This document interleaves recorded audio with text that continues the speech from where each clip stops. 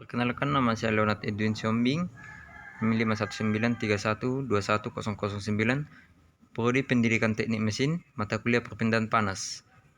Kaji eksperimental kemampuan daya hantar kalor campuran styrofoam, kulit jengkol dan semen putih sebagai alternatif bahan isolator.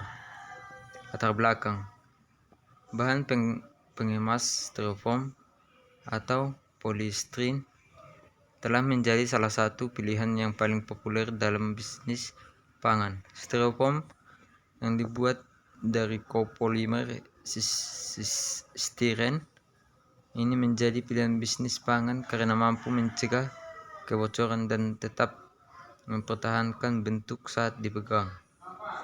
Setiap tahunnya, penggunaan styrofoam meningkat di tiap negara. Padahal styrofoam terbukti tidak ramah lingkungan karena tidak dapat diurai sama sekali. Bahkan pada proses produksinya sendiri menghasilkan limbah yang tidak sedikit, sehingga dikategorikan sebagai penghasil limbah di kategori bahaya kelima terbesar di dunia oleh EPA. Rumusan masalah: meningkatnya jumlah styrofoam yang menyebabkan naiknya jumlah limbah styrofoam. Limbah styrofoam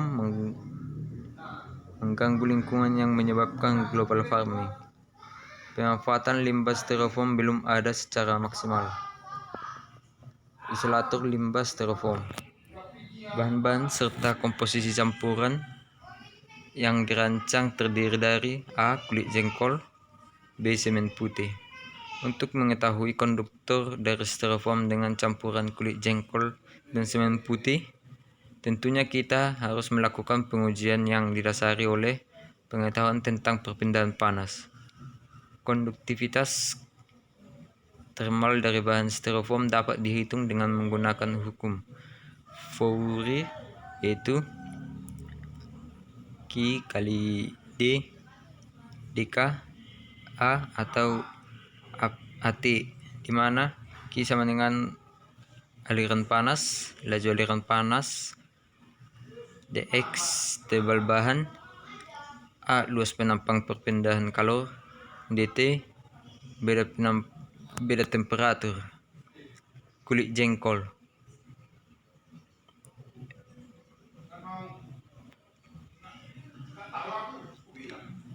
Buah jengkol merupakan buah yang sering kita jumpai. Memang keberadaan kadang diacuhkan karena berbau, sebab hanya kalangan tertentu yang mengkonsumsi jengkol sebagai bahan lauk untuk dimakan. Meski baunya mengganggu penciuman, namun bagi sebagian orang yang mengkonsumsi jengkol, bau dan rasa jengkol begitu khas dan enak rasanya. Styrofoam dihasilkan dari campuran 90,95% polystyrene dan 5,5-10% gas seperti butana atau petana. Bahan dasar styrofoam adalah polystyrene. Polystyrene merupakan suatu jenis plastik yang dibuat dari monomer styrene melalui proses polimerisasi.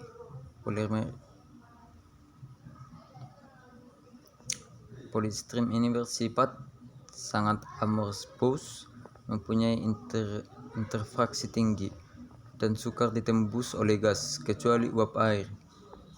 Dapat larut dalam alkohol, rantai panjang, katin, ester hidrogen yang mengikat klorin. Semen putih. Semen atau semen adalah hasil industri dari paduan bahan baku batu kapur atau gaping sebagai bahan utama yang lempung atau tanah liat atau bahan pengganti lainnya dengan hasil akhir berupa padatan berbentuk bubuk atau bulk tanpa memandang proses pembuatannya yang mengeras atau membatu pada pencampuran dengan air. Grey semen adalah semen yang lebih murni dari semen abu yang digunakan untuk pekerjaan penyelesaian finishing seperti sebagai filter atau pengisi. Semen putih memiliki kadar FeO-nya rendah karena abu-abu dan pada semen Portland disebabkan oleh serbuk besi. Perpindahan panas. Dalam bidang teknik terdapat banyak masalah perpindahan panas. Pengetahuan tentang mekanisme perpindahan panas mutlak diperlakukan untuk dapat memahami peristiwa-peristiwa yang berlangsung. Ada 3 cara perpindahan panas mekanisme berbeda, yaitu secara molekular disebut konduksi, secara aliran disebut konveksi, secara gelombang elektromagnetik disebut radiasi. 1. Perpindahan panas konduksi. Ketika benda yang memiliki temperatur tinggi bertemu dengan benda yang memiliki temperatur rendah, sebagai molekul-molekul yang aktif tersebut akan bergetar dan mengenai molekul-molekul yang memiliki kecepatan yang rata-rata lebih rendah dan memindahkan energi yang mereka miliki, sehingga molekul-molekul pada benda yang lebih dingin tersebut menjadi lebih aktif bergerak. Kita biasanya menyebut dengan istilah pertukaran panas. Konduksi adalah perpindahnya panas melalui getaran antar molekul secara langsung. 2. Perpindahan panas antara konveksi. Perpindahan panas konveksi. Perpindahan kalor secara konveksi.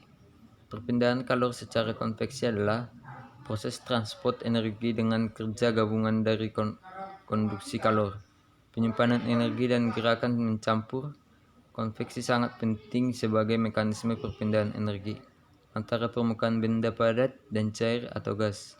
Perpindahan kalor secara konveksi dari suatu permukaan yang suhunya di atas suhu fluida di sekitar berlangsung dalam beberapa tahap. 3. Perpindahan panas radiasi.